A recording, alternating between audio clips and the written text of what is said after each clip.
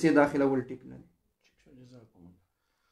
بل یو ملګری موږ نه پوښتنه کوي چې یو جومات د بل جومات په مقابله کې جوړ شي، په ځای کې یا مقابله کې جومات جوړ شو، د دغه دویم جومات حکم څه دی؟ آیا دا مسجد درار کې داخل دی یا نه؟ په دې کې مونځ جایز دی یا نه دی جایز؟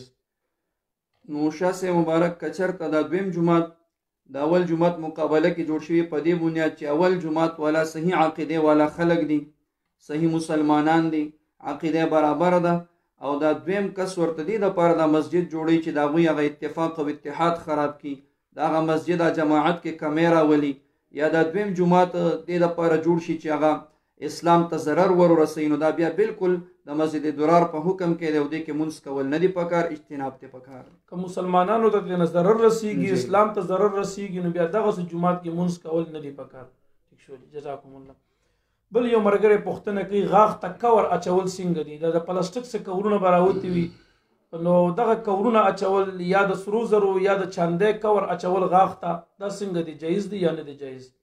دا خو اگر چې فقهای کرامو د ضرورت په بنیاد باندې غاښ ته د کور اچولو ته جایز ویل دي، که یو سړي ته شد ضرورت وي نو فتوا دا ده چې مثال هغه غاښ ته کور اچولی شي او د خکو په وخت کې هغه ته تکلیف حرجي، حرج زوم دین کې مدفوع دی، دفع دی، نو وباسي دینا غسل وتی شي، لیکن تقوا دا ده بهتر دا دی چې سړی ته نزان څومره وساتي، نو دا به ډېره بهتره خبره. غورم دا ده لکه څنګه مفتي صاحب مبارک فرمایي چې ځان ته نو ساتل شي، دغه غوره ده. که د دې په ځای باندې سړی د غاښ چونجن دی یا د ویستو د دې په ځای باندې عام غاښونه ولګول چې د روټۍ په وخت کې هغه استعمالي یې، باقي اوقاتو کې صفایه دپاره وباسي یې، بعضې غاښونه داسې چې سړی مستقل نه لګولي وباسي روباسي یې، هغسې وکړي عموما بهتره ده. او تقوا دغه د ورونو چې ځان ته نو ساتلی شي. بل یو ملګری پوښتنه زموږ دا کوي چې په تجارت کې یا په خپل مال خرڅولو کې دروغ ویل دا څه حکم لري؟ آیا د دې څه سزا شته یا نشته دی؟ لږ وضاحت سره جواب راکړئ. جی په تجارت کې دروغ ویل، دروغ خو اسیم عظیمه ګناه ده، د سړی ګناهګار دی که تجارت کې دروغ وی، د سړی ګناهګار دی. بل د دې هغه چې کوم دی ضرر دا دی، حدیث مبارک کې راځي رسول الله صلی الله علیه وسلم مبارک فرمایي چې سچایي سره خرید او فروخت کول دا چې کوم دی مال کې برکت شي، دا د مال د برکت ذریعہ ده. او خپل تجارت کې دروغ ویل په دې سره د انسان د مال نه چې کوم دی هغه برکت الوزي. اگر که سړی ډېرې پیسې دروغ باندې حاصلې کړي، لیکن الله جل شانه به د پیسو کې برکت ورته نه شي، د د ضرورتو لپاره به نه پوره کیږي. بل ابو ذر غفاری رضی الله تعالی عنه مبارک د حدیث راوی نه مبارک فرمای رسول الله صلی الله علیه وسلم مبارک او فرمای چې درې داسې کسان دي الله جل شانه به د قیامت ورځ باندې هغوی سره خبرې هم ونه کړي، په نظر د رحمت بم ورته نه ګوري او د هغوی ګناهونو نه بم هغوی پاک نه کړي، او دوی دپاره اشدترین عذاب دی. هغې درېو کسانو نه یو کس هغه رسول الله صلی الله علیه وسلم مبارک هغه کس یاد کړی دی چې خپل تجارت کې دروغ او قسمونه خوري او په دې باندې خپل مال وباسي. ډېر نور احادیثو کې چې کوم دی سزاګانې بیان شوي دي، چونکې ټایم مختصر دی، مختصر جواب هم وکړو، موږ سره نور هم ډېر جوابات او سوالات پراته دي. جزاکم الله. دروغ نه ځان حتی الوس بچ کوئ په هره معامله کې. بل یو ملګری تپوس زموږ نه دا کوي چې یو مسافر دی او هغه چا امامت ته وړاندې کو، 4 رکعتیز مونځ دی ماسپښین یا مازدیګر یا ماسخوتن، او په دې کې دا مسافر وړاندې شو دی امامت کوي، د پسې چې کوم مقتدیان ولاړ دي نو هغې کې مقیم خلک هم ولاړ دي. دی مسافر چې کله 2 رکعتو کو سلام یې وګرځولو، اوس دغه مقیم کسان چې کوم دی دی به په دې باقي مانده 2 رکعتو کې قرت به کوي که نه به کوي، د فاتحې لوستل به کوي یا به نه کوي؟ په دې باره کې یو ملګری پوښتنه کوي.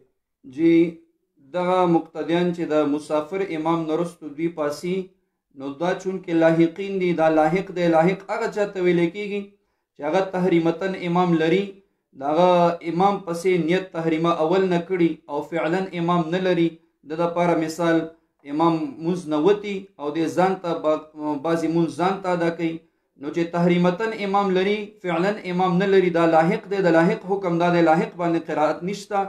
مقصد دا دی چې دغه کسان چې پاسي دا 2 رکعته مونځ کوي، دی باندې قرائت نشته، فاتحه لوستل نشته، سورت لوستل نشته، دی به همدقسې خپل مونځ لږ وخت به خاموش ودرېږي او بس خپل مونځ به ادا کړي.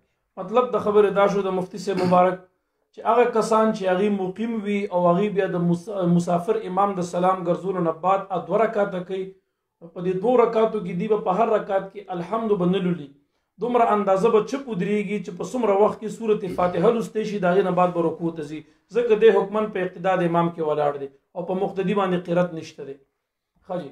بل یو ملګری پوښتنه کوي چې په سفر کې یو سړی ځي نو د فرض سره د باندې سنت هم لازم دي یا نه، سنت په سفر کې نشته دی. د دې خبرې مختصرا یو دلیل او د خبرې وضاحت مونږ ته لږ راکړي. سفر کې سنت کچرته داسې وي چې حالت د قرار وي، مثال انسان نه گاډی نه ځي، قافله نه ځي، یا یو سړی تللی دلته خپلوانو کره ډیره دی 2-3 ورځې هلته تېروي، حالت د قرار دی، نو بیا په سفر کې سنت کول چې کوم دی دا پکار دي، پرېښودلی نه دي پکار. او که حالت داسې وي چې تا نه گاډی ځي، وخت نه وي، نو بیا فقط فرض که سړی وکړي او سنت پاتې شي نو ګناه ورکې نشته دی. او سفر کې سنت د حدیثو مبارکونو ثابت دي. امام ترمذی رحمه الله سنن الترمذی کې ابواب صلاة السفر، ابواب صلاة السفر عن عبد الله بن عمر رضي الله تعالى عنه قال صليت مع النبي صلى الله عليه وسلم في الحضر والسفر.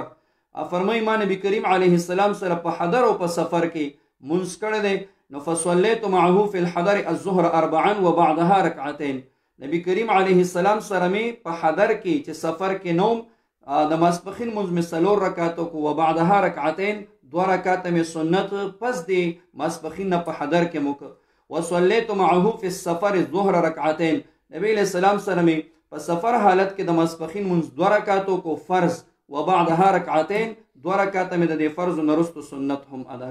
نورم ډیر دلایل شته او شاسه به مو ویل چې موږ سره وخت نشته، سوالات ډیر دي، مختصر جواب بدر. مطلب د خبرې د مفتی سے مبارک د خبرې مطلب دا شو یو سړی په سفر کې ځي او د په حالت د سیر کې روانه کړي، نو که د سره بیا خپل گاډی وو او اساره دې شو سم مشکل نو باید چې د فرض سره 4 رکعاتیز فرض به بیا 2 رکعات کې د فرض سره سنت هم ادا کا.